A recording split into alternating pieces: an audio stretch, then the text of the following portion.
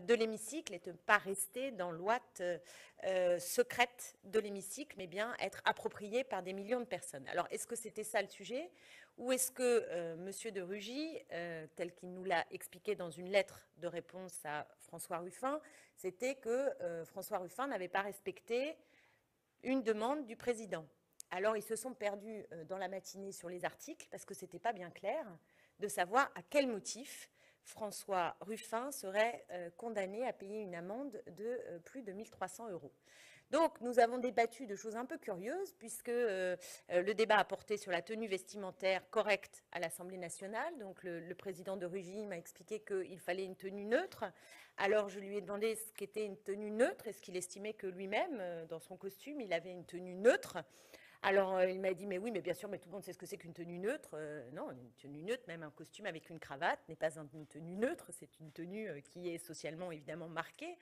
Donc, on a débattu là-dessus, tout en nous expliquant que la sanction était liée au fait que François Ruffin n'avait pas obtempéré la deuxième fois sur le fait de ne pas revenir dans l'hémicycle pour s'expliquer avec son maillot. Bon. Donc, visiblement, la nature même de la sanction n'est absolument pas claire. Et il était facile ce matin de déceler une volonté tout simplement de museler l'opposition que nous formons. Ils étaient nombreux à s'exprimer très agacés par l'audience, y compris. On se demande si François Ruffin n'est pas depuis particulièrement sanctionné parce qu'il y a eu 5,7 millions de vues de sa vidéo. Donc, visiblement, ça dérange. Mais sur le contenu même vestimentaire, ils nous ont dit que ce n'est pas le sujet. Et en même temps, ils ont passé la matinée à nous parler de la tenue vestimentaire. Donc, juste pour vous dire que c'est totalement mal ficelé, incompréhensible du point de vue de la réglementation.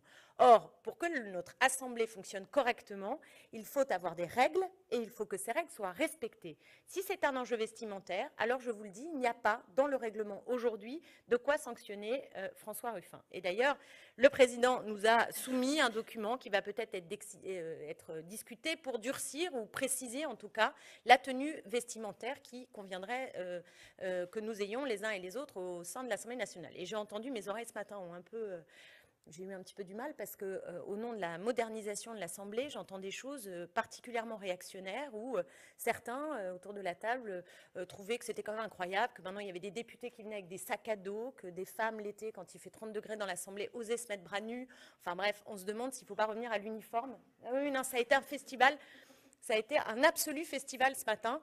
Et je vous passe ceux qui se sont exprimés pour expliquer que M. de Rugy aurait dû nous condamner depuis bien plus longtemps, que finalement il était laxiste et qu'à chaque fois que nous prenions la parole, il y en avait marre, comme si nous avions trop d'audience d'une certaine manière et qu'il était temps de nous mettre des sanctions tout simplement pour nous faire taire et pour nous empêcher d'avoir l'audience qui est la nôtre dans le pays en termes d'opposition. Donc, je veux juste dire vraiment très solennellement qu'il n'est pas possible d'accepter que le président lui-même s'assoit sur la réglementation, la tournicote dans tous les sens pour condamner, museler la parole de l'opposition et pas n'importe laquelle, puisque en effet c'est celle qui tient aujourd'hui la dragée haute à l'Assemblée nationale contre la Macronie, contre les mesures de Macron, contre cette majorité dans l'Assemblée nationale. Donc c'est important de le souligner. François Ruffin sera là tout à l'heure, il arrive à 14h30 je crois, et il est venu s'exprimer devant... ce qu'il a appelé un conseil de discipline. Ça n'a pas du tout plu à M. de Rugy, mais franchement, ça ressemblait un peu à un conseil de discipline où il faisait expliquer qu'est-ce qu'il avait fait, il repart et ensuite tout le monde discute sans lui de la sanction qui doit être ensuite émise. Donc je disais aussi que sur les bancs du bureau, il y en avait qui étaient semble-t-il, censés être de gauche et qui ont exprimé cette volonté que nous soyons davantage sanctionnés plus fermement et à chaque fois, comme si décidément nous dérangions dans ces formes-là. Donc moi, je suis tout à fait d'accord, et nous sommes tout à fait d'accord, pour ouvrir le débat sur la façon dont les règles peuvent évoluer. Mais il n'est pas possible qu'un président de l'Assemblée nationale fasse à géométrie variable des sanctions uniquement à des fins qui sont des fins politiques, qui sont des fins de façon de museler tout simplement l'opposition. Donc que les choses soient claires là-dessus. Évidemment, nous n'avons pas parlé que de ça ce matin, et j'ai remis le couvert sur un sujet qui me tient particulièrement à cœur, qui nous tient particulièrement à cœur, qui est de dire, nous avons regardé depuis le début, vous savez, les fameuses dépenses des députés sur l'IRFM, décortiquées dans tous les sens. Je pense que tout le monde a passé beaucoup d'heures pour en effet aboutir à quelque chose de plus satisfaisant. Dans le même temps, vous aurez remarqué que tout ce qui concerne les ministres a été évacué de la loi de moralisation, ministre, président de la République, et à l'Assemblée nationale, on a commencé par les dépenses des députés, mais la présidence, elle, n'a pas, pour l'instant, fait preuve de beaucoup d'autocritique sur ses propres dépenses. Donc ce matin, j'ai remis le couvert pour à peu près la 10e fois, je pense.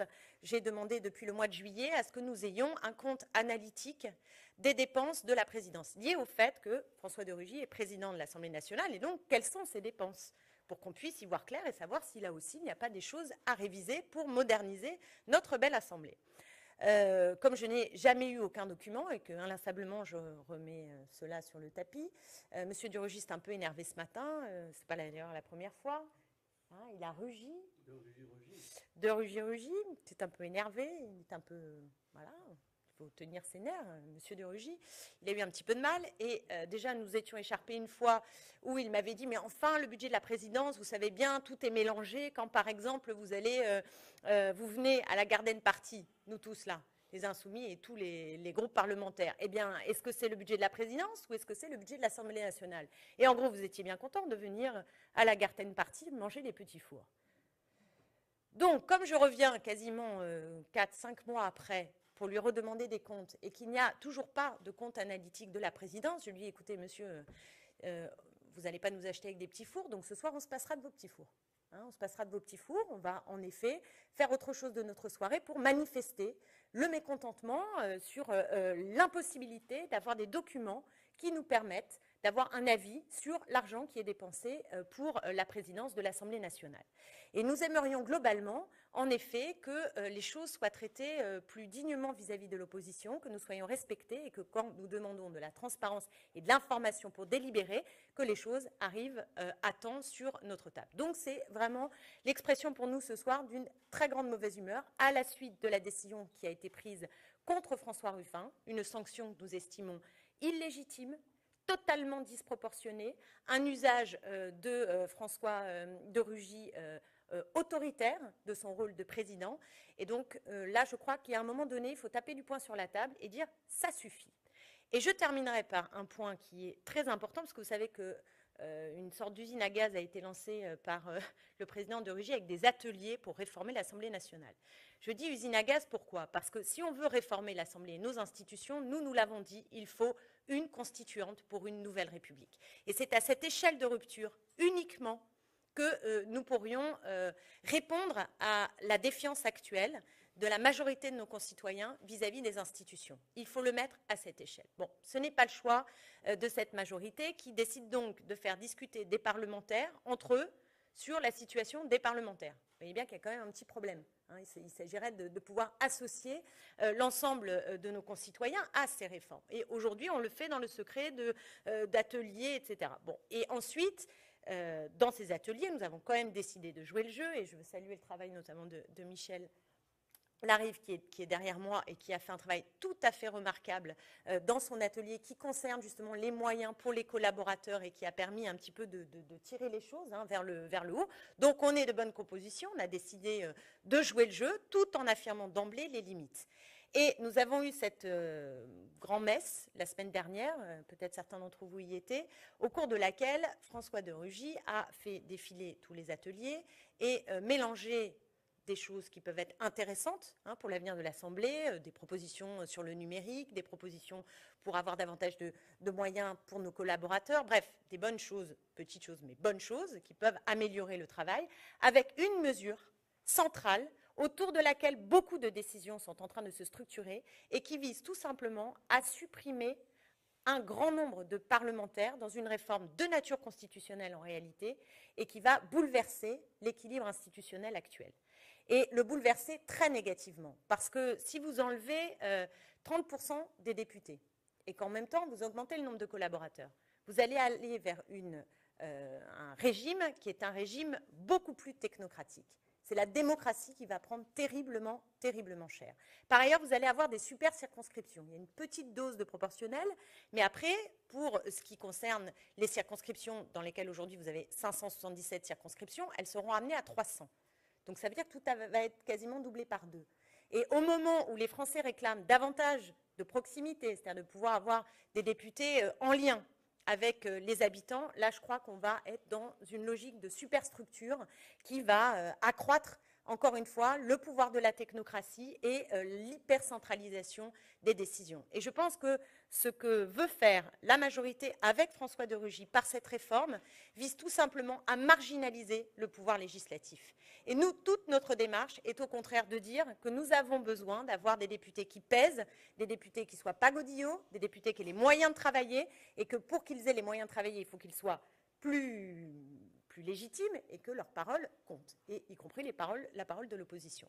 Donc on en est aujourd'hui très très loin, et je veux vraiment vous alerter sur cette proposition, parce qu'elle arrive sans qu'on en parle beaucoup, au détour d'un atelier. Elle nous est présentée comme cela. Or, elle structure toute une série de mesures. Et ce matin, le débat que nous avons eu sur l'hôtel de Breuil, qui va être donc aménagé, il y avait une discussion sur est-ce que cet hôtel de Breuil acheté sous la précédente mandature, est-ce qu'on l'aménage ou est-ce qu'on la revend? Il y a eu tout un débat. Et moi, j'ai été frappée d'entendre certains arguments contre le fait de l'aménager, donc pour le vendre, en nous disant, mais comme il y aura 400 députés, autant se débarrasser d'un certain nombre de lieux. Donc il faut faire très attention, c'est une mesure dangereuse. Et pour terminer, je veux juste vous dire que le climat démocratique est vraiment entaché. Vous savez ce qui s'est passé hier à l'Assemblée nationale, et peut-être Jean-Luc en dira 2 mots tout à l'heure, même s'il s'est exprimé, mais c'est grave.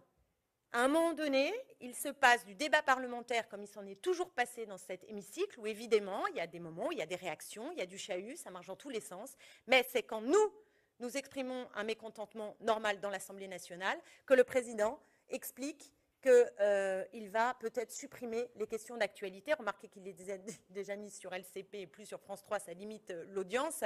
Et maintenant, il menace de supprimer les questions d'actualité parce que notre présence dérange. Je veux vraiment vous dire qu'on ne peut pas travailler dans ces conditions et que nous avons besoin que cette Assemblée soit respectée dans sa diversité, mais déjà elle n'est pas très représentative.